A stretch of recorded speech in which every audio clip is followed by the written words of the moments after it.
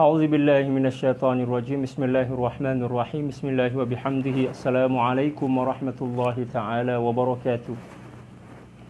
Alhamdulillah wassalatu wassalamu ala asyrafil mursalin sayyidina Muhammad wa ala alihi wa sahbihi ajma'in. Subhanaka la ilma lana illa ma 'allamtana innaka antal alimul hakim wa la haula wa la quwwata illa billahil aliyyil azim.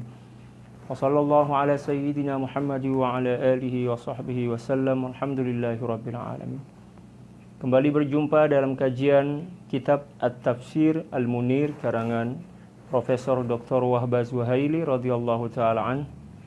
Wa nafa'ana Allahu bi'ulumihi wa ulumi syuyukhihi wa syuyukhina wa jami'i awliya'illahi salihin fid dharain. Allahumma amin. Masih dalam suratul Baqarah dan kali ini kita akan membaca ayat ke-102, demikian juga 103 yang menjelaskan tentang kebiasaan buruk orang-orang Yahudi yang senantiasa mengamalkan sihir, demikian juga mantra-mantra kesesatan atau jampi-jampi. Demikian juga yang senantiasa mengamalkan atau mempraktekkan mengamalkan azimat, menggunakan azimat. Allah Subhanahu wa taala berfirman, A'udzu billahi minasyaitonir rajim. Bismillahirrahmanirrahim. Wattaba'u ma tatlu asyayatin 'ala mulki Sulaiman. Wama kafara Sulaiman walakinna asyayatin kafaru yu'allimuna an-nasa as-sihra wama unzila 'alal malakaini bibabil Harut wa Marut. وما يعلمان من أحد حتى يقولا إنما نحن فتنة فلا تكفر فيتعلمون منهما ما يفرقون به بين المرء وزوجه وما هم بضارين به من أحد إلا بإذن الله ويتعلمون ما يضرهم ولا ينفعهم ولقد علموا لمن اشتراه ما له في الآخرة من خلاق وَلَبِئْسَ مَا شَرَوْا بِهِ أَنفُسَهُمْ لَوْ كَانُوا يَعْلَمُونَ. Itu ayat 102. Adapun ayat 103, وَلَوْ أَنَّهُمْ آمَنُوا وَاتَّقَوْا لَمَثُوبَةٌ مِّنْ عِندِ اللَّهِ خَيْرٌ لَوْ كَانُوا يَعْلَمُونَ. Adapun terjemahannya ayat 102, Allah Subhanahu wa taala berfirman, mereka membelakangi atau membelakangkan kitab Allah Subhanahu wa taala. Yang dimaksud dengan mereka di sini adalah orang-orang Yahudi, karena ini masih bercerita tentang kebiasaan-kebiasaan orang Yahudi. Mereka membelakangi kitab Allah Subhanahu wa taala dan mengikuti ajaran-ajaran sihir yang dibacakan oleh kelompok-kelompok syaitan di masa pemerintahan Nabi Sulaiman. Kelompok-kelompok syaitan inilah yang membacakan mantra-mantra sihir kepada mereka, sehingga mereka menganggap bahwa itu merupakan bagian dari ajaran agama mereka. Walaupun sebenarnya padahal Nabi Sulaiman tidak mengamalkan sihir dan menyebabkan kekufuran tersebut. Mereka menuduh bahwa sihir itu merupakan bagian dari ajaran Nabi Sulaiman, dan ini merupakan kebohongan dan penghinaan yang sangat besar kepada seorang nabi, dan ini semakin menambah catatan hitam tentang keburukan-keburukan mereka. Akan tetapi kelompok-kelompok atau golongan-golongan syaitan itulah yang kafir dengan mengamalkan sihir. Dalam ayat ini Allah Subhanahu wa taala memberikan pembelaan terhadap Sayyidina Sulaiman yang dituduh oleh orang-orang kafir sebagai seorang yang mengamalkan sihir. Karena mereka lah yang mengajarkan orang lain ilmu sihir dan apa yang diturunkan kepada dua malaikat, yaitu Harut dan Marut, di negeri Babil yang berada di Irak, Babylon. Kalau ada istilah kita Babilonia ya. Sedang mereka berdua tidak mengajar seorang pun, melainkan setelah mereka menasihatinya dengan berkata, sesungguhnya kami ini hanyalah cobaan atau ujian kepada kalian. Jadi dua orang nabi yang bernama Harut dan Marut ini mengajarkan sihir, bukan mengajarkan sihir kepada mereka agar sihir itu diamalkan, akan tetapi mengajarkan kepada mereka tentang tipuan-tipuan yang ada di dalam sihir tersebut, mengingatkan mereka agar mereka tidak tertipu dan tidak terpedaya oleh praktek-praktek sihir. Akan tetapi mereka berbalik menuduh bahwa yang mengajarkan tentang sihir tersebut dan memerintahkan mereka untuk mengamalkannya adalah kedua malaikat tersebut, yaitu Harut dan Marut, dan juga mengatakan bahwa sihir itu merupakan bagian dari ajaran Nabi Sulaiman. Nah, lagi-lagi bertambah catatan buruk dan kebohongan orang-orang Yahudi yang dibongkar oleh Allah Subhanahu wa taala atau didedahkan melalui ayat ini. Oleh karena itu, janganlah engkau menjadi orang kafir. Janganlah engkau menjadi kafir dengan mempelajarinya. Oleh karena itu, ada juga orang yang mempelajari dari mereka kedua sihir, mereka berdua, ilmu sihir yang boleh atau bisa mencerai-beraikan antara seorang suami dan istri. Jadi, malaikat Harut dan Marut ini menjelaskan bahwa sihir yang bisa atau boleh mencerai-beraikan atau menjadi sebab perceraian antara suami dan istri itu seperti ini, dan kalian jangan mengamalkannya karena ini adalah fitnah, cobaan yang sangat besar. Tapi lagi-lagi mereka berdusta dan menuduh bahwa Harut dan Marut inilah yang menjadi biang kerok tersebarnya ajaran sihir di kalangan mereka.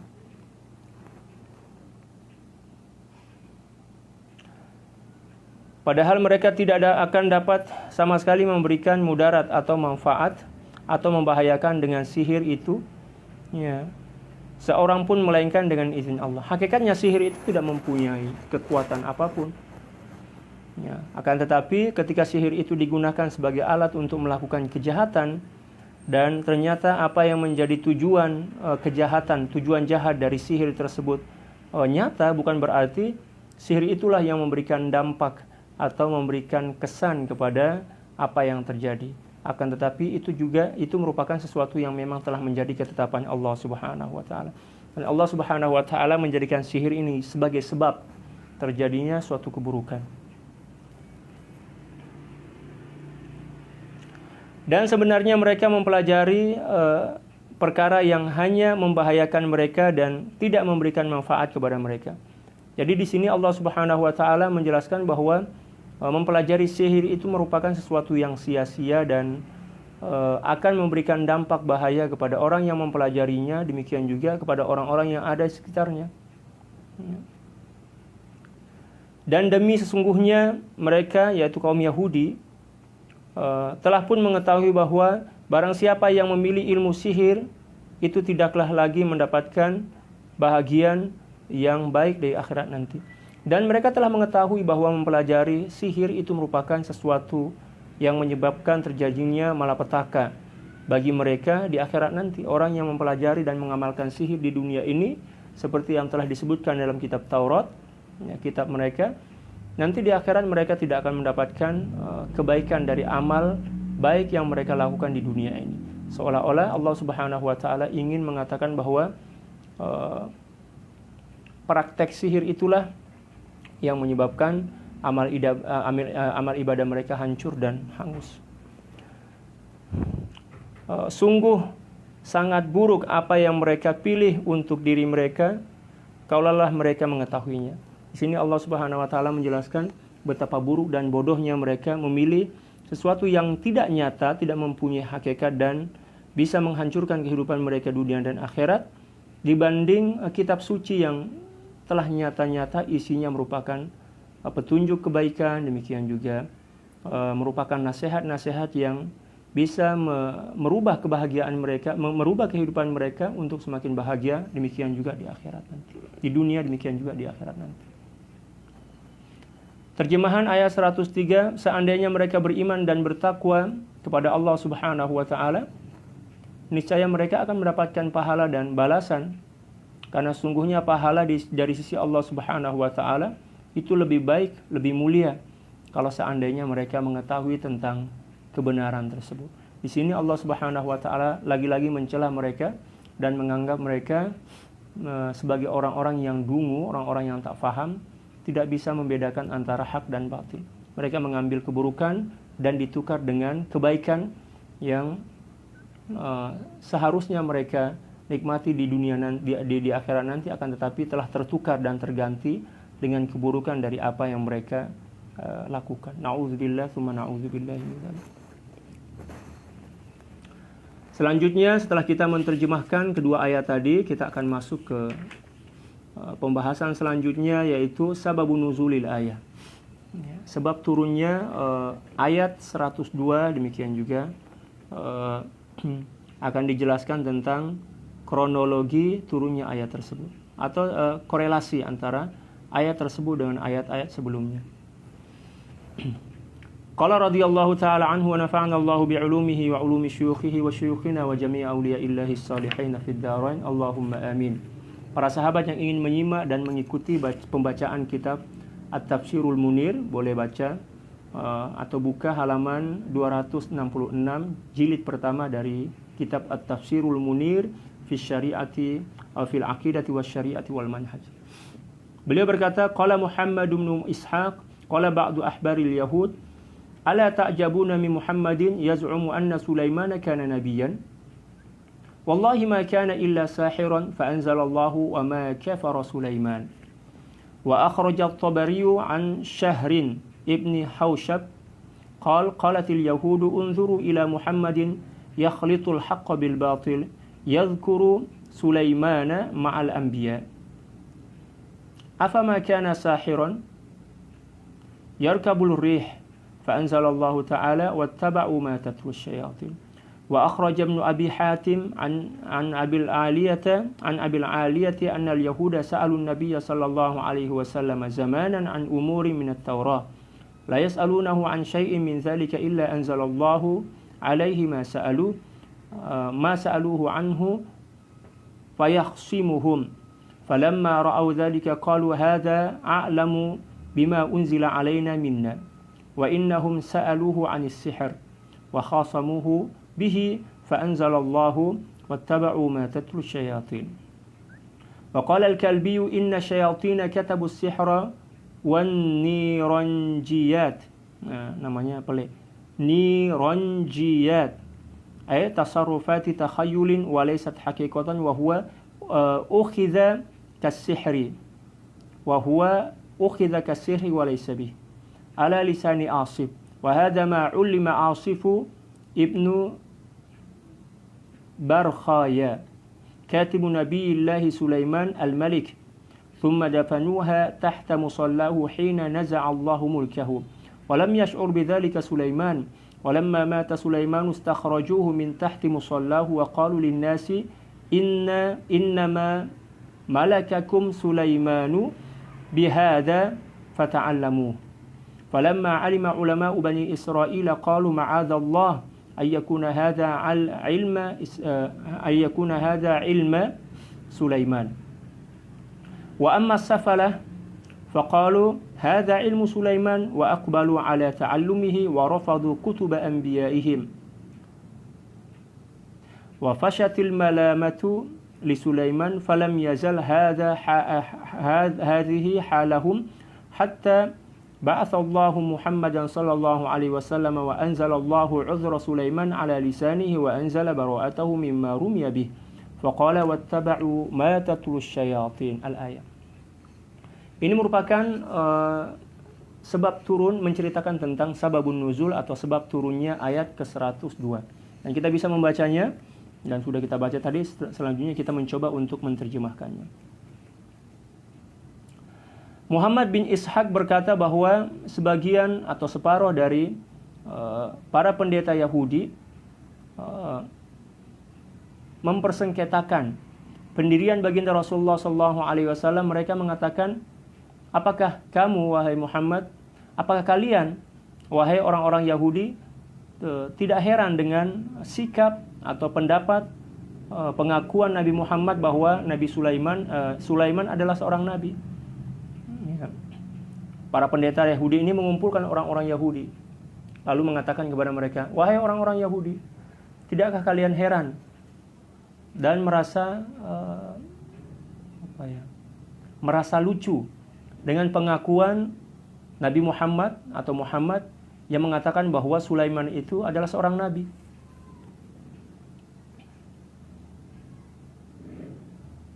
Padahal demi Allah, Sulaiman itu adalah tukang sihir.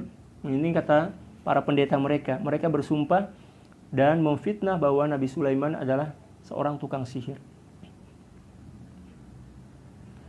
Lalu pandangan atau ungkapan mereka itu dibantah oleh Allah Subhanahu wa taala, disanggah oleh Allah Subhanahu wa taala dengan menurunkan ayat ke-102 tadi yang telah kita bacakan, yang artinya padahal Nabi Sulaiman tidak mengamalkan sihir dan menyebabkan kekufuran itu. Wa ma kafara Sulaiman walakinna asyayatin kafaru. Ini merupakan ayat yang menjelaskan tentang pembelaan Allah Subhanahu wa taala terhadap Nabi Sulaiman yang telah dituduh oleh orang-orang Yahudi sebagai tukang sihir. Nah, ini satu di antara keburukan orang Yahudi, kurang ajar sekali. Selanjutnya, At-Tabari menjelaskan atau mengemukakan satu riwayat dari Syahr bin Haushab. Beliau berkata, orang-orang Yahudi berkata, lihatlah kepada Muhammad.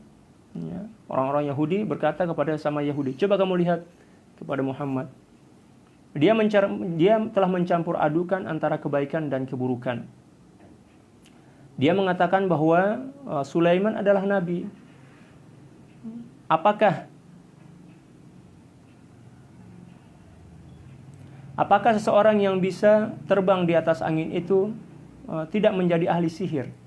Maksudnya mereka menganggap bahwa kemampuan Nabi Sulaiman untuk berjalan atau terbang itu merupakan satu pembuktian bahwa Nabi Sulaiman itu adalah tukang sihir. Ini tuduhan mereka. Lalu Allah Subhanahu wa taala menurunkan ayat yang artinya mereka setelah membelakangi kitab Allah Subhanahu wa taala dan mengikuti ajaran sihir dan yang dibacakan oleh golongan-golongan syaitan. Seakan-akan dalam ayat ini Allah Subhanahu wa taala mengatakan bahwa merekalah yang tukang sihir yang telah dipengaruhi oleh ajakan-ajakan syaitan laknatullahi alaihim. Selanjutnya Imam Ibn Hatim juga menukil dari Abul Aliyah yang mengatakan bahwa kaum Yahudi bertanya kepada baginda Rasulullah sallallahu alaihi wasallam beberapa kali tentang beberapa perkara dalam Taurat. Semua pertanyaan mengenai isi Taurat dijawab oleh Allah Subhanahu wa taala dan menurunkan ayat. Apapun pertanyaan yang terkait dengan kitab Taurat yang mereka ajukan kepada baginda Rasulullah sallallahu alaihi wasallam, seketika itu juga Allah Subhanahu wa taala menurunkan ayat untuk menjawab dan memberikan pembelaan terhadap baginda Rasulullah sallallahu alaihi wasallam dan juga menjelaskan tentang keburukan dan kebohongan mereka.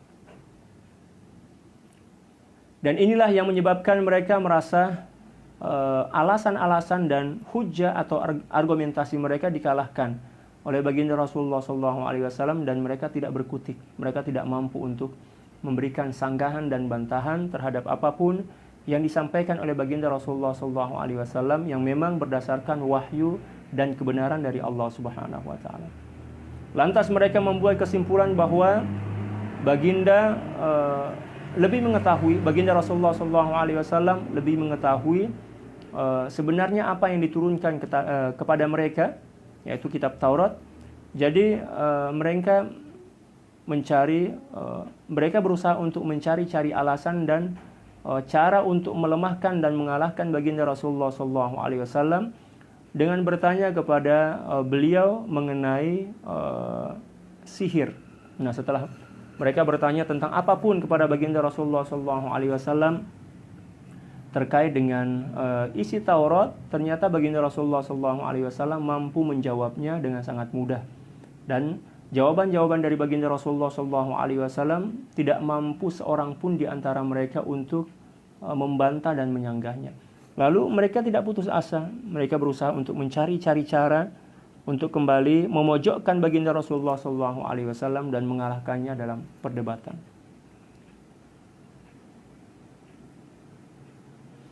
Akan tetapi Allah Subhanahu wa taala tidak memberikan peluang atau tidak membiarkan hasrat mereka untuk mencari-cari kelemahan baginda Rasulullah SAW yang pada dasarnya tidak ada, hasrat itu tidak diperkenankan oleh Allah Subhanahu wa taala untuk tercapai. Lalu Allah Subhanahu wa taala menurunkan jawabannya dengan ayat di atas tadi yang artinya mereka membelakangi kitab Allah dan mengikuti jalan-jalan sihir yang dibacakan oleh kelompok-kelompok syaitan. Selanjutnya Al-Kalbi berkata bahwa syaitan menulis sepucuk sihir dan juga mantra. Nah, syaitan ini menulis satu tulisan yang berisi sihir dan mantra, tujuannya untuk membuat fitnah.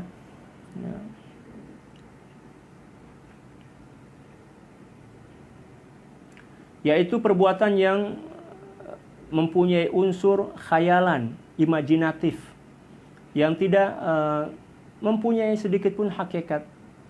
Di sini Sidi Profesor Dr. Wahbah Zuhaili mencoba untuk menjelaskan tentang hakikat mantra dan sihir yang yang dilakukan oleh syaitan. Beliau mengatakan bahwa apa yang mereka lakukan adalah sesuatu yang tidak masuk akal, hanya sebatas imajinasi akal yang sama sekali tidak mempunyai makna dan hakikat sama sekali. Lalu tulisan itu ditulis melalui lisan Asif. Dia menggunakan Asif, salah seorang pengikut Nabi Sulaiman atau pendamping, bodyguard lah istilah kita.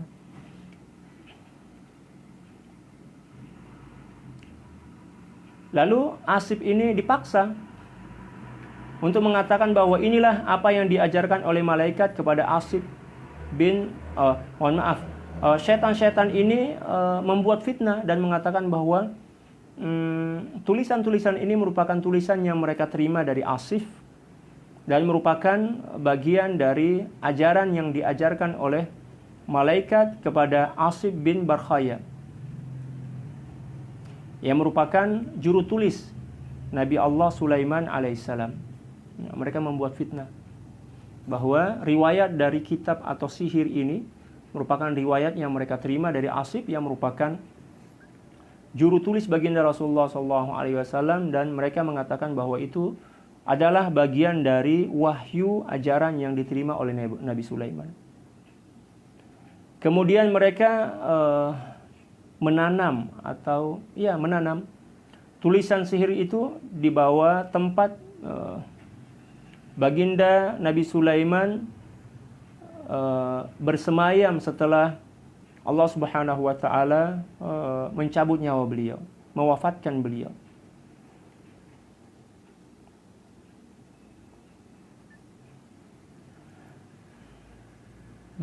Di tempat beliau sembahyang, ya mohon maaf. Di tempat beliau sembahyang, di musola, dalam kitab tadi di musola. Tulisan itu ditanam di bawah tempat sholat, di mana Nabi Sulaiman senantiasa melakukan ibadah kepada Allah Subhanahu. Tujuannya untuk menimbulkan fitnah. Dan Nabi Sulaiman sama sekali tidak mengetahui bahwa sihir itu ditanam di bawah tempat sholat mereka. Dan ketika Allah Subhanahu wa taala mewafatkan Nabi Sulaiman, mereka pun mengeluarkannya. Mereka yang dimaksud di sini adalah syaitan-syaitan laknatullah alaihim itu, mengeluarkan tulisan sihir itu. Lalu mereka memberitahu kepada orang-orang, kepada masyarakat bahwa sebenarnya Sulaiman menundukkan kalian semua dengan ilmu sihir ini. Jadi tulisan dan bungkusan itu dibawa ke hadapan masyarakat, lalu syaitan membisikkan dan menyerukan kepada masyarakat pada saat itu dan membuat fitnah bahwa yang menyebabkan Nabi Sulaiman itu mampu menguasai kalian dan menaklukkan kalian disebabkan karena dia mengamalkan sihir yang ada di tangan mereka itu.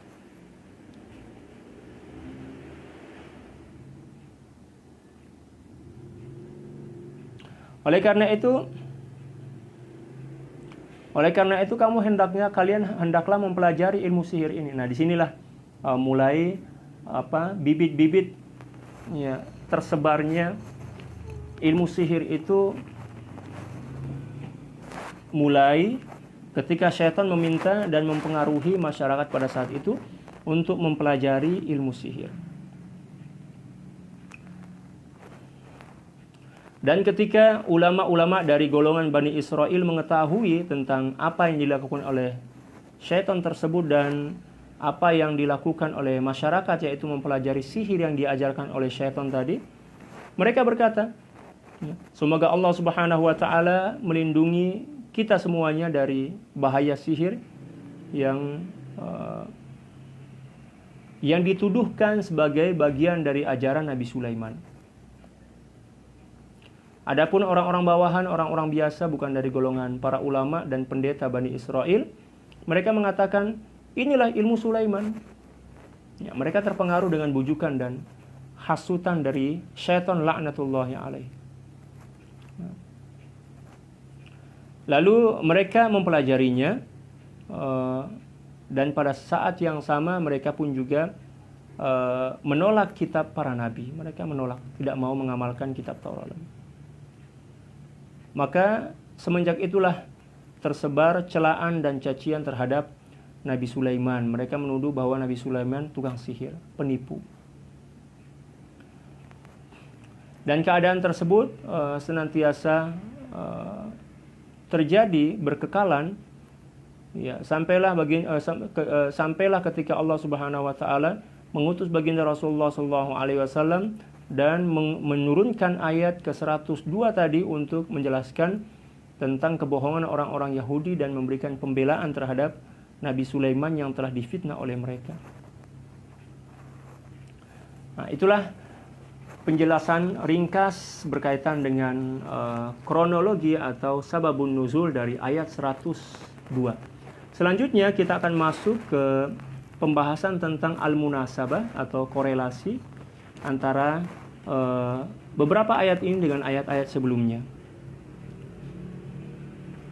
Al-munasabah hina nabadha fariqun minal yahudi wa hum ahbaruhum wa ulama'uhum at-taurata wa a'radu 'anha li'annaha tadullu 'ala nubuwwati nabiyina Muhammadin sallallahu alaihi wasallam ishtaghalu bi sana'atin wa a'malin saddatin 'anil adyan min sun'i syayatinil insi wal jin wa hiya as-sahratu wasya'wadhatu wat-talasim allati nasabuha ila Sulaiman wa za'amu anna mulkahu kana qa'iman 'alayha.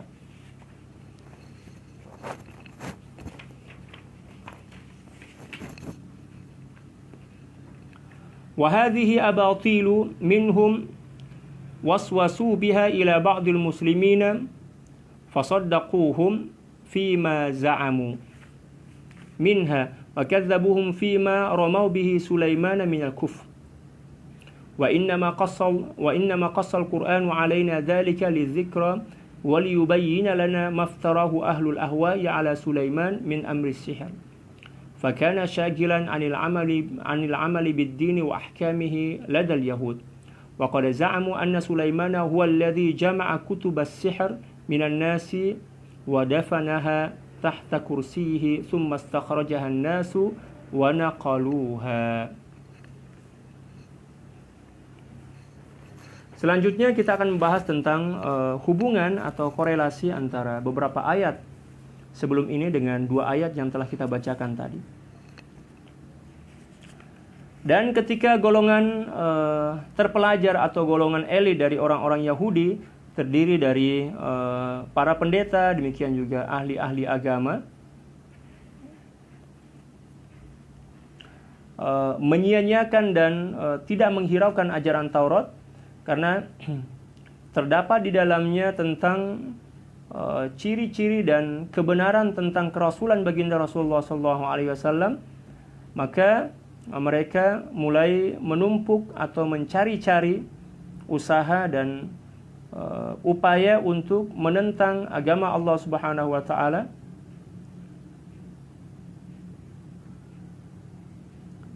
yang juga menjadi amalan segolongan syaitan, jin dan manusia. Mereka mulai mengamalkan sihir, demikian juga mantra-mantra dan kalau istilah kita itu azimat lah. Kalau istilah di sini tangkal.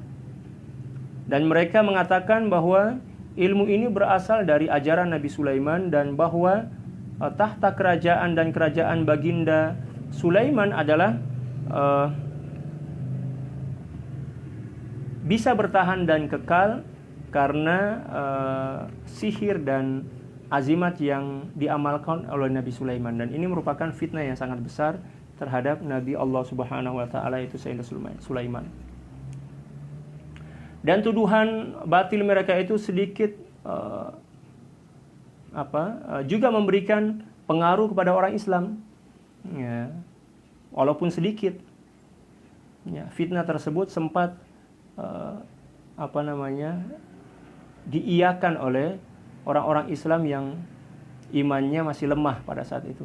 Akan tetapi orang-orang Islam menolak tuduhan bahwa Nabi Sulaiman kafir. Nah, ini yang menyebabkan orang-orang Islam pada saat itu sadar bahwa ajakan-ajakan untuk mempelajari sihir dan apatah lagi menuduh bahwa Nabi Sulaiman merupakan seseorang yang telah mewariskan ilmu sihir itu kepada orang Yahudi, maka kaum muslimin pada saat itu menolaknya.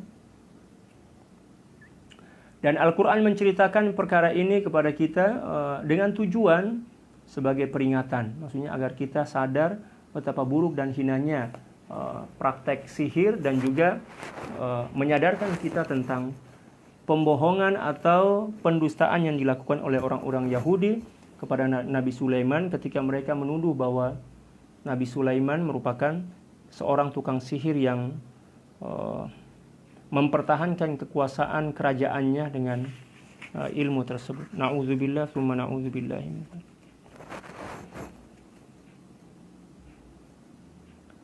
Dan ia menjelaskan betapa pembohong dan pendustanya apa yang dilakukan oleh orang-orang Yahudi kepada Nabi Sulaiman. Dan mereka tergolong sebagai orang-orang yang terpengaruh oleh hawa nafsu dan juga Al-Quran memberikan penolakan terhadap anggapan mereka yang mengatakan bahwa Nabi Sulaiman adalah seseorang yang mengamalkan sihir. Perbuatan jahat itu menyebabkan mereka tidak lagi mau mengamalkan ajaran-ajaran Taurat setelah mereka mempelajari sihir. Demikian juga setelah mereka mulai mengamalkannya dan ternyata apa yang mereka lakukan tersebut memberikan dampak sesuai dengan apa yang mereka harapkan walaupun itu merupakan suatu kesesatan, maka itulah yang lambat laun menyebabkan mereka mulai enggan dan merasa bosan untuk mengamalkan isi kandungan dari Taurat. Dan bahkan yang lebih parah dari itu, mereka mengatakan bahwa Nabi Sulaiman lah yang mengarang atau menyusun ilmu-ilmu sihir ini dari beberapa orang yang menjadi sumber, dan dia sendirilah yang menanam atau menyembunyikan kitab sihir tersebut di bawah singgasana kekuasaannya. Ini merupakan tuduhan yang sangat luar biasa, ya, keji dan tidak masuk akal.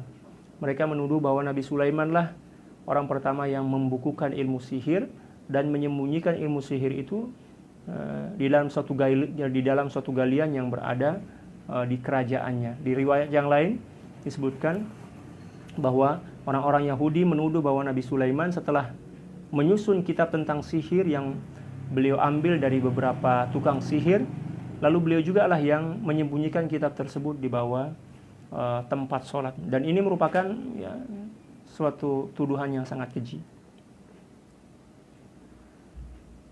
Dan kemudian masyarakat mengeluarkan bungkusan kitab yang berisi mantra-mantra, demikian juga azimat, demikian juga ilmu sihir di dalamnya, dan menyebarkannya selama berabad-abad.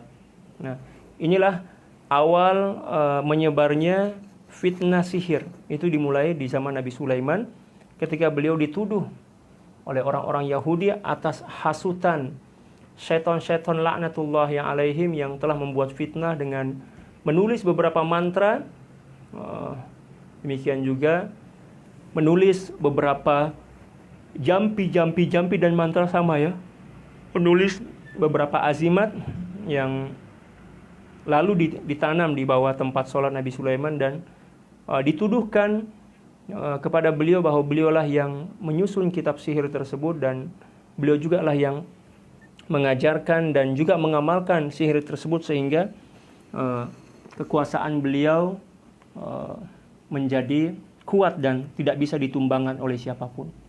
Nauzubillah summa nauzubillahi min dzalik. Kemudian kita masuk dalam pembahasan tafsir. Bagi para sahabat yang ingin membuka dan menyimak bacaan kitab Arabnya, silahkan buka jilid 1 At-Tafsirul Munir karangan Profesor Dr. Wahbah Zuhaili dan pada halaman 268. Dan penafsiran atau penjelasan tentang dua ayat ini cukup panjang, lebih kalau nggak salah 20 halaman ya. Bukan 20 halaman ya, kira-kira 16 halaman. Kita hanya mengambil beberapa cuplikan-cuplikan secara ringkas saja. At-tafsir wal bayan nabadzal yahudu kitab Allah wa taba'a fariqum min ahbarihim wa ulama'ihim alladhina nabadhu at-taura as-sihra wa sya'wazata fi zamani Malik Sulaiman lianna syayatina kanu yastariquna as-sam'a min as-sama' wa yadhummuna ilaihi akadzib thumma yulqawnaha al-kahana fayu'allimunaha an-nas wa yaqulu inna hadha ilmu Sulaiman fama qama mulku Sulaiman bihadha wa qama mulku Sulaiman bihadha faraddallahu alaihim bi anna Sulaiman ma fa'ala dhalika wa ma 'amila Sulaiman bis-sihr ولكن الشياطين هم الذين كفروا باتباع السحر وتدوينه وتعليمه الناس على وجه الإضرار والإغواء.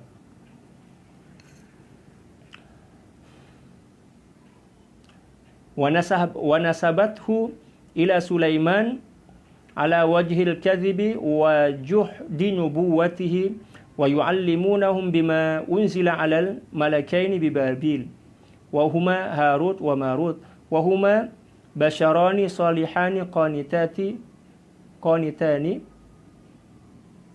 atlaqan nasu alaihima malakaini min babi syabah fara'a al-Hasanul Basri radhiyallahu ta'ala an al-malikaini, malik bukan malakaini tapi malikaini, itu menurut qiraat Sayyidina al-Hasanul Basri bikasrin min tashbihan bil muluki fil khalqi wa sama'il kalimah.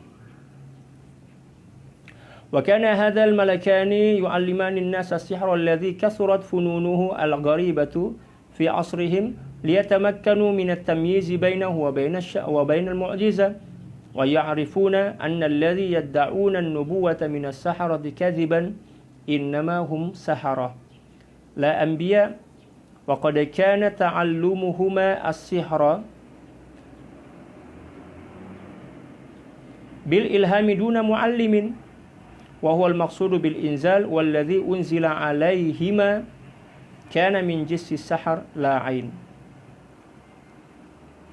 walakin hadain al-malakain ittaba'a fi ta'lim as-sihr sabil al-inzal wa at-tahdhir fala yu'allimani ahadan min an-nas hatta yaqula lahu innama nahnu ibtila'un wa ikhtibarun min Allah 'azza wa jalla فلا تعمل بالسحر ولا تعتقد تأثيره وإلا كنت كافرا أما إذا تعلمته لتعلمه فقط دون اعتقاد بحقيقته فلا تأثير له ولا عمل به فلا ضرر وكان يقولان هذا حفاظا على حسن اعتقاد الناس فيهما.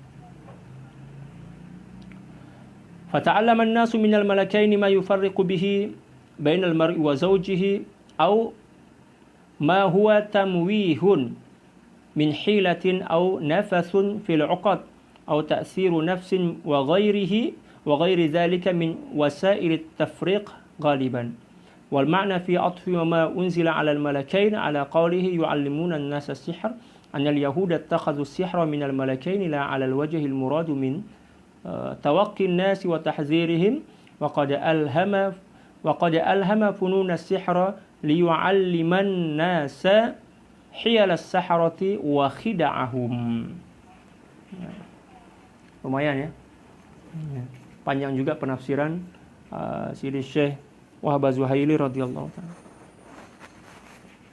Nah, secara ringkas di sini beliau mencoba untuk menguraikan penafsiran dua ayat tersebut. Beliau mengatakan golongan Yahudi memandang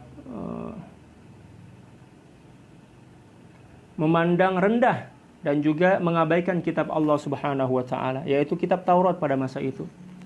Lalu segolongan para pendeta demikian juga ahli agama orang-orang Yahudi setelah mengabaikan isi kandungan Taurat, mereka mulai mengamalkan sihir dan juga mantra-mantra ketika di zaman Nabi Sulaiman, di zaman Nabi Sulaiman. Di zaman Nabi Sulaiman itulah awal mula orang-orang Yahudi mengamalkan sihir. Ini karena syaitan telah berhasil mencuri pendengaran percakapan para malaikat di langit, lalu mencampur adukannya dengan pendustaan. Nah, syaitan ini yastariqus sam'a, ya, mencari-cari tahu, mendengar, nguping lah istilah kita, tentang pembicaraan atau percakapan antara malaikat. Lalu berita-berita itulah yang dikumpulkan oleh syaitan laknatullahi alaih dan juga dicampur adukan dengan kebohongan-kebohongan, dan itulah yang kemudian mereka sampaikan kepada para dukun. Dukun itu kalau istilah kita di Malaysia bomoh, ya, kepada bomoh. Para bomoh atau para dukun itulah yang mengajarkan sihir kepada masyarakat. Mereka mengatakan bahwa ini adalah ilmu hikmah atau rahasia yang diwariskan oleh Nabi Sulaiman. Na'udzubillah, mereka membuat ya fitnah, dusta. Dan mereka mengatakan bahwa kerajaan Sulaiman itu terbentuk dan terpelihara melalui sihir. Namun Allah Subhanahu wa taala memberikan sangkalan atau memberikan pembelaan terhadap tuduhan mereka, dan Allah Subhanahu wa taala menegaskan bahwa Nabi Sulaiman tidak sedikit pun melakukan perbuatan tersebut. Maksudnya Allah Subhanahu wa taala memberikan pembelaan bahwa Nabi Sulaiman tidak pernah mengamalkan sihir. Dan Nabi Sulaiman bukanlah seorang penyihir, tetapi yang melakukan kerja seperti ini adalah para syaitan, yang menjadi biang keroknya adalah syaitan.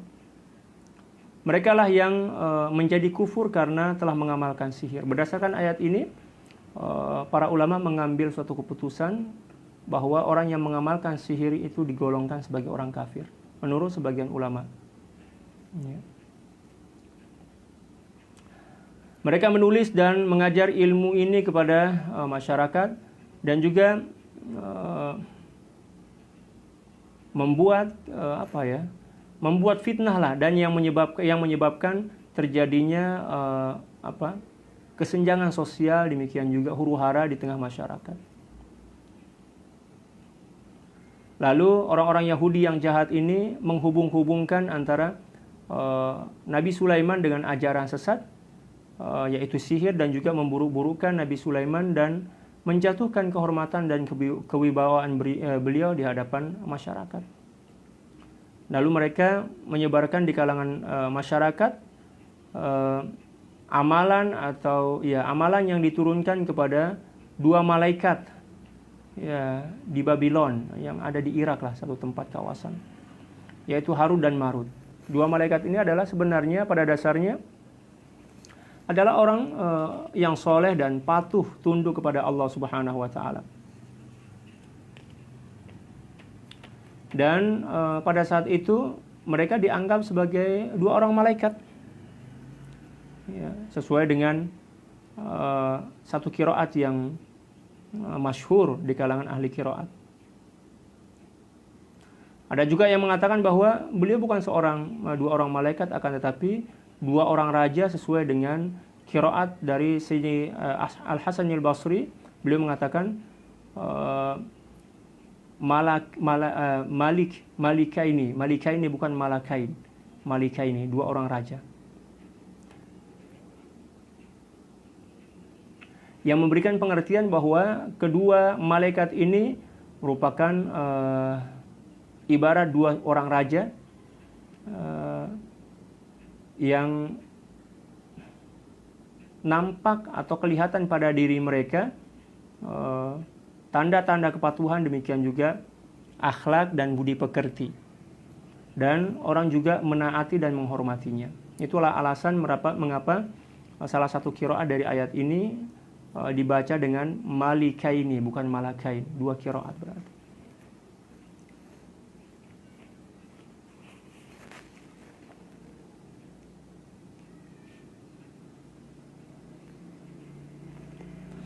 Dua malaikat tersebut mengajar berbagai macam jenis ilmu sihir yang terdapat pada zaman tersebut kepada masyarakat umum. Tujuannya ialah untuk mengajarkan kepada mereka bagaimana cara terbaik atau cara yang paling gampang untuk membedakan antara ilmu sihir dan mukjizat para nabi. Dengan demikian sangat gampang bagi mereka untuk mengenal kebohongan dan kedustaan atau pendustaan yang dilakukan oleh ahli sihir atau tukang sihir yang mengaku-ngaku sebagai nabi. Jadi tujuan awal malaikat Harut dan Marut ini mengajarkan ilmu sihir kepada orang-orang Yahudi pada saat itu bukan bertujuan agar mereka mengamalkannya, akan tetapi mereka mengajarkan tentang trik-trik yang menjadi cara orang-orang syaitan, demikian juga para tukang sihir, demikian juga dukun-dukun untuk mengelabui mereka dengan tujuan untuk mendapatkan kemewahan dunia dan juga menganggap atau mengaku diri sebagai nabi dan rasul. Jadi tujuan awalnya sebenarnya untuk mengajarkan mereka tentang trik-trik mengapa sihir itu bisa terjadi, agar mereka tidak lagi tertipu dengan kebohongan-kebohongan dari tukang sihir, demikian juga para dukun-dukun yang mengamalkan sihir. Akan tetapi mereka malah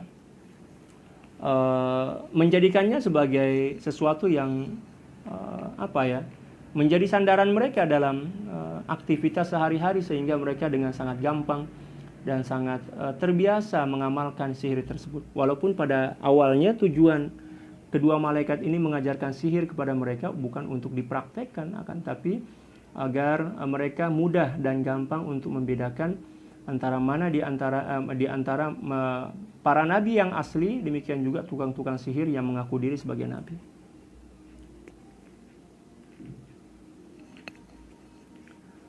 Dua malaikat tersebut mempelajari ilmu sihir atau mendapatkan ilmu sihir itu atau memahami ilmu sihir tersebut melalui ilham dari Allah Subhanahu wa taala, tanpa seorang pun yang mengajarkan mereka. Dan itulah yang dimaksud oleh Allah Subhanahu wa taala dalam ayat tadi, yang artinya mereka memahami apa yang diturunkan. Apa yang diturunkan kepada mereka ialah sesuatu yang hampir sama atau menyerupai dengan sihir, akan tetapi bukan sihir yang sebenarnya. Karena apa yang mereka ajarkan itu adalah sesuatu yang mereka dapat melalui ilham dari Allah Subhanahu wa taala. Kelihatannya seperti sihir, akan tetapi sebenarnya bukan sihir. Mereka hanya mengajarkan kira-kira trik sihir itu bisa berlaku atau terjadi seperti apa. Itu yang mereka ajarkan dan beritahu kepada masyarakat pada saat itu, dengan tujuan agar mereka tidak tertipu oleh banyak dan maraknya para ahli sihir atau tukang sihir yang mengaku-ngaku diri sebagai nabi. Dan dua malaikat tersebut mengajarkan sihir dalam rangka pencegahan, tindakan preventif lah istilah kita, saddu zari'ah kalau dalam istilah usulul fiqh, atau memberikan peringatan dan pencegahan agar mereka tidak tertipu dan tidak dibohongi lagi oleh para tukang sihir.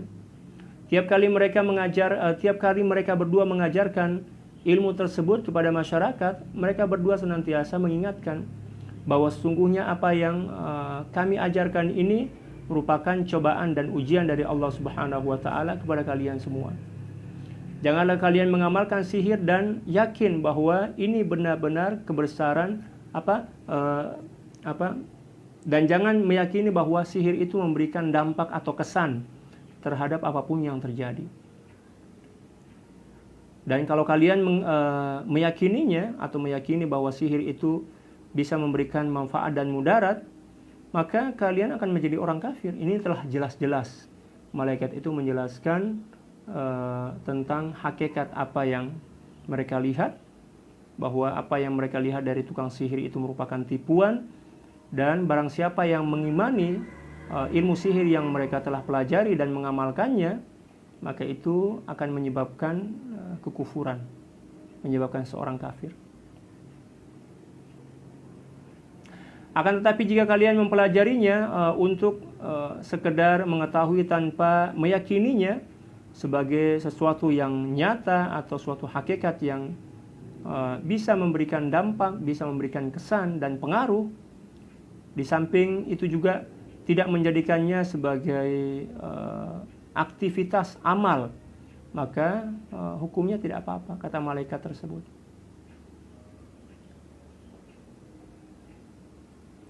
Dan kedua malaikat ini sengaja menjelaskan kepada mereka tentang perkara tersebut untuk menjaga sangkaan baik masyarakat terhadap mereka, agar masyarakat tidak menuduh kedua malaikat tersebut sebagai tukang sihir.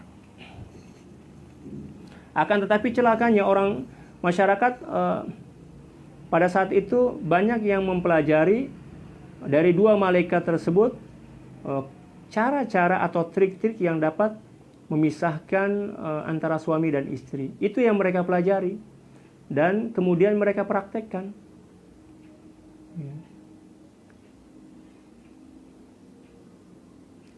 Demikian juga ilmu, apa istilah kita ya, ilmu silap mata lah, sulap, ilmu sulap, betul istilah kita, ilmu sulap. Ya Allah, ternyata ilmu sulap ini asal muasalnya di zaman Nabi Sulaiman. Demikian juga trik-trik ya menipu, demikian juga bagaimana cara membuat jampi-jampi atau membuat mantra-mantra, dan juga membuat simpulan-simpulan yang berisi mantra-mantra yang bisa mempengaruhi seorang dan bisa menyebabkan seorang kesurupan, istilah kita seperti itu. Di samping itu juga mampu memberikan pengaruh terhadap perasaan orang lain dengan tujuan untuk memecah belah, demikian juga keburukan-keburukan yang lain.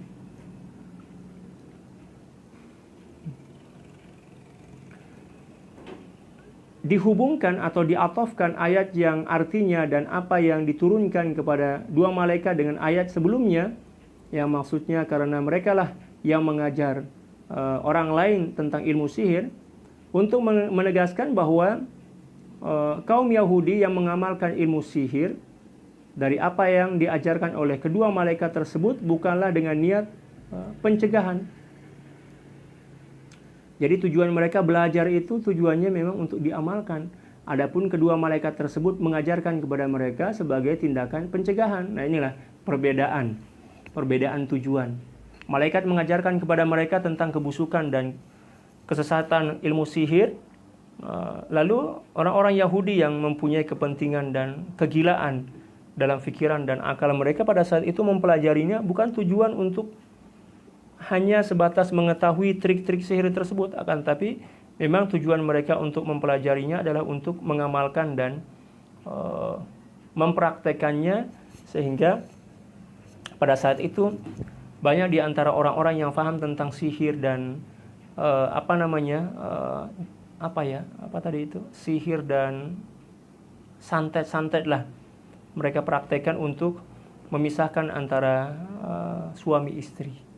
Na'udzubillah. Dan ternyata praktek-praktek seperti itu senantiasa berkelanjutan sampai di zaman baginda Rasulullah SAW dari golongan orang kafir Yahudi, dan baginda Rasulullah SAW juga pernah mereka sihir, yang menjadi latar belakang turunnya Mu'awwidzatain, dua surah dalam Al-Quran yang diistilahkan dengan Mu'awwidzatain, yaitu Qul a'udzu birabbil falaq dan juga Qul a'udzu birabbin nas.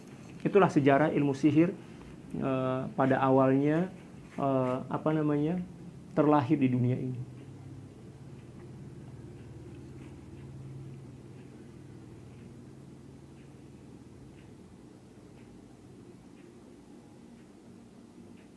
atau untuk mengingatkan orang ramai atau orang banyak akan keburukan mengamalkan sihir.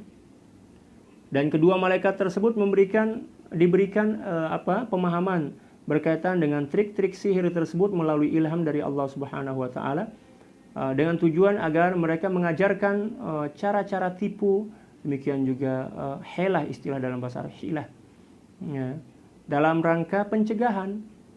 Tujuannya untuk mencegah, tetapi ternyata disalahgunakan oleh orang-orang kafir dari golongan Yahudi. Nah, itulah kebiasaan mereka. Kebiasaan mereka berkhianat.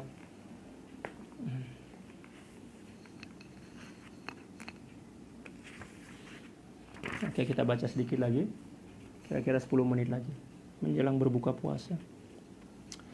Was-sihru fil haqiqati la yu'athiru bi tab'ihi wa la bi quwwatin zatiyatin fihi.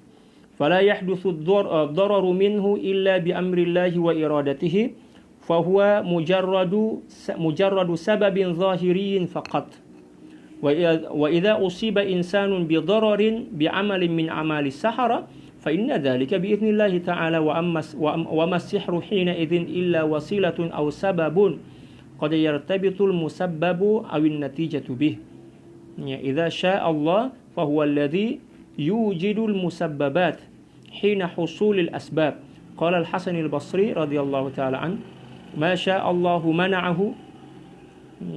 منعه فلا يضره السحر ومن شاء خلا بينه وبينه فضره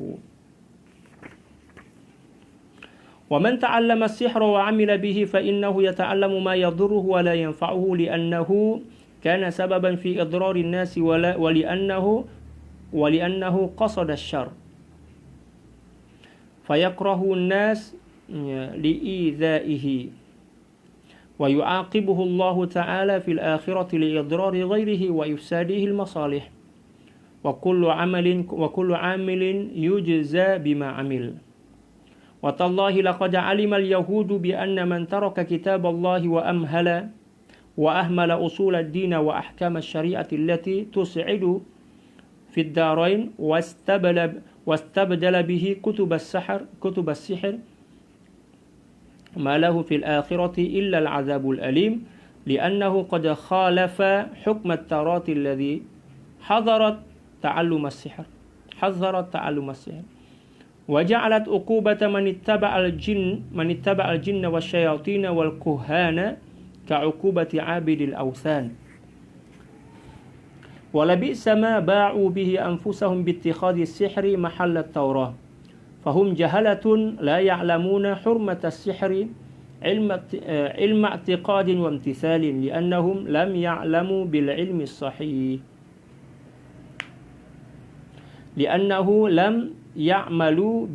الصحيح وإنما اكتفوا بعلم مبهم لا أثر له في النفس ولو أنهم أي اليهود آمنوا الإيمان الحق بالتوراة وفيها البشارة بنبي آخر الزمان وآمنوا بمحمد صلى الله عليه وسلم وبالقرآن وتركوا كتب السحر والشعوذة واتقوا الله بالمحافظة على أوامره واجتناب نواهيه لاستحقوا الثواب العظيم من عند الله جزاء على أعمالهم الصالحة وهو خير لهم لو كانوا يعلمون العلم الصحيح ولكنهم في الواقع لم يكونوا على علم حقيقي وإنما على ظن وتقليد إذ لو كانوا على علم لظهرت نتيجته في أعمالهم ولا آمنوا بالنبي صلى الله عليه وسلم واتبعوه وصاروا من المفلحين ولما خالفوا كتاب الله واتبعوا أهواءهم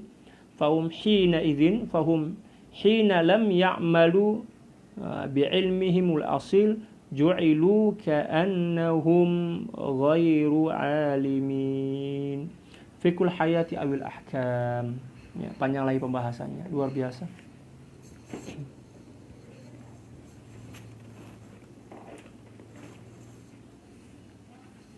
Selanjutnya beliau mengatakan pada hakikatnya sihir semata-mata memang tidak memberikan sedikit pun pengaruh atau kesan atau dampak lah istilah kita. Pengaruh atau kesan sihir hanya terjadi dengan kehendak dan sesuai dengan kemauan Allah Subhanahu wa taala. Kalau seandainya apa yang mereka lakukan tersebut sesuai dengan kehendak Allah Subhanahu wa taala, maka akan terjadi sesuai dengan kehendak Allah yang bertepatan atau kebetulan sama dengan apa yang mereka kehendaki. Demikian juga mantra dan juga jampi-jampi lah istilah kita. Hanyalah merupakan sebab yang sifatnya lahiriah atau zahir. Dan kalau seandainya ada di antara manusia yang terkena imbas dari sihir tersebut, semua itu merupakan kehendak Allah Subhanahu wa taala. Sihir hanyalah sebagai wasilah atau wahana dan perantara atau sebagai sebab yang ada kalanya memberikan kesan karena memang sesuai dengan kehendak Allah Subhanahu wa taala, dan ada kalanya tidak sesuai dan tidak memberikan kesan, tidak memberikan dampak, tidak memberikan pengaruh karena memang tidak sesuai dengan kehendak Allah Subhanahu wa taala. Dan Allah Subhanahu wa taala akan mempermudah atau menggampangkan pengaruh sihir itu sampai kepada tujuannya sesuai dengan kehendak Allah, kalau memang Allah Subhanahu wa taala menghendaki. Dan kalau seandainya Allah Subhanahu wa taala tidak menghendaki, maka orang yang disihir itu akan dijaga oleh Allah Subhanahu wa taala, mendapatkan protection atau penjagaan, perlindungan dari Allah Subhanahu wa taala, sehingga orang tersebut bebas dan terhindar dari bahaya pengaruh sihir tersebut.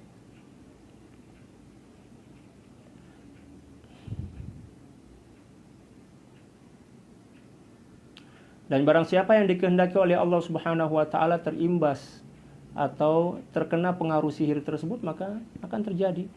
Jadi seluruhnya kembali kepada kehendak Allah Subhanahu wa taala. Apabila Allah Subhanahu wa taala mengkehendaki, maka akan terjadi. Seperti yang terjadi pada diri baginda Rasulullah sallallahu alaihi wasallam. Beliau adalah seorang nabi dan rasul. Akan tetapi ketika sihir itu telah ditakdirkan oleh Allah Subhanahu wa taala mengenai tubuh beliau, tidak mengenai akal beliau ya, tidak mengenai hati beliau, hanya tubuh beliau saja. Bukan seperti manusia biasa yang apabila kena sihir maka akan berpengaruh kepada akal dan kejiwaan. Adapun baginda Rasulullah SAW sedikit pun tidak memberikan kesan atau tidak berkesan, tidak berpengaruh kepada hati dan pikiran beliau. Pikiran beliau tetap mustaqim, tetap lurus dan seimbang.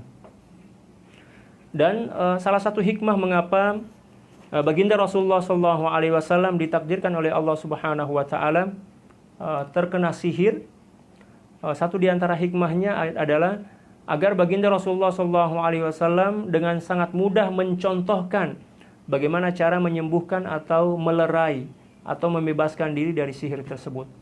Itu yang pertama. Yang kedua, untuk menunjukkan bahwa baginda Rasulullah SAW adalah manusia, sehingga tidak dipertuhankan oleh para pengikut beliau seperti ketika Nabi Isa dipertuhankan oleh para pengikut beliau. Ada beberapa hikmah yang telah dijelaskan dan ditulis oleh para ulama dalam kitab-kitab.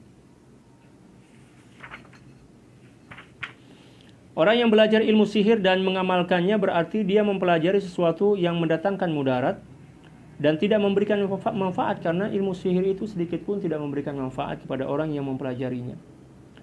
Perbuatan tersebut bahkan bisa membinasakan atau merusak orang lain, dan juga bisa menyebarkan semacam pengaruh-pengaruh jahat lah, ya, atau bisa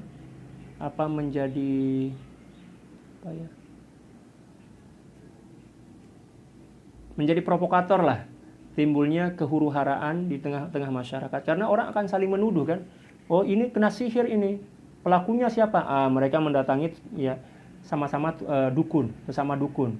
Dukun ini kan tidak mengetahui hakikat, dia akan mencoba, oh pelakunya ini, alasannya ini, sehingga timbullah kehuru-haraan, saling mencurigai, dan pada akhirnya akan timbullah peperangan dan saling membunuh di antara masyarakat.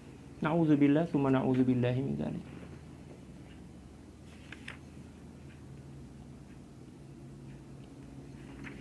Oleh karena itu,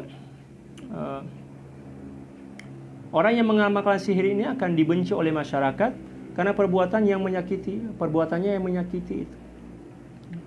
Perbuatan mengamalkan sihir juga dihukum oleh Allah Subhanahu wa taala di akhirat nanti karena telah menjadi sebab kerusakan di muka bumi ini di antara manusia. Yang pasti akan mendapatkan ganjaran sesuai dengan sifat baik atau buruk perbuatan dari setiap orang. Allah Subhanahu wa taala akan memberikan ganjaran sesuai dengan perbuatan dan sifat yang ada pada diri mereka. Kalau baik, perbuatannya baik, maka mendapatkan kebaikan dan dimuliakan oleh Allah. Akan tetapi apabila sifat dan perbuatannya buruk, maka juga akan dibalas oleh Allah Subhanahu wa taala.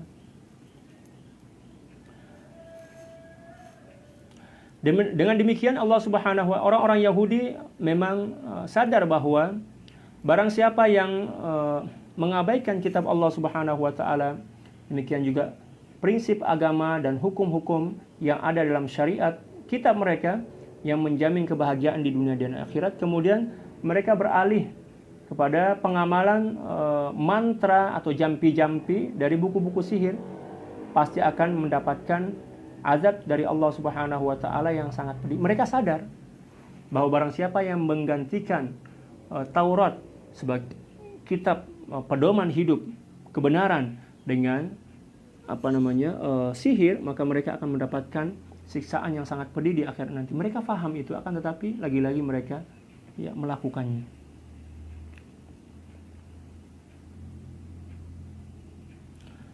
Sebab mereka durhaka kepada tuntutan dan perintah Allah Subhanahu wa taala di dalam kitab Taurat yang melarang mereka untuk mengamalkan dan mempelajari ilmu sihir. Bahkan di dalam kitab Taurat orang yang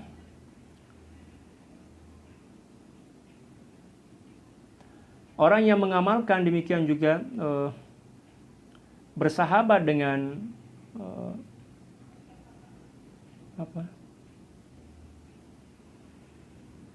dan dalam Taurat juga dijelaskan bahwa orang yang mempelajari demikian juga bersahabat dengan para pelaku sihir akan menjadi pengikut jin, demikian juga syaitan dan dukun-dukun gila, dan mereka dihukumi seperti hukum para penyembah berhala. Na'udzubillah. Itu dalam kitab Taurat seperti itu.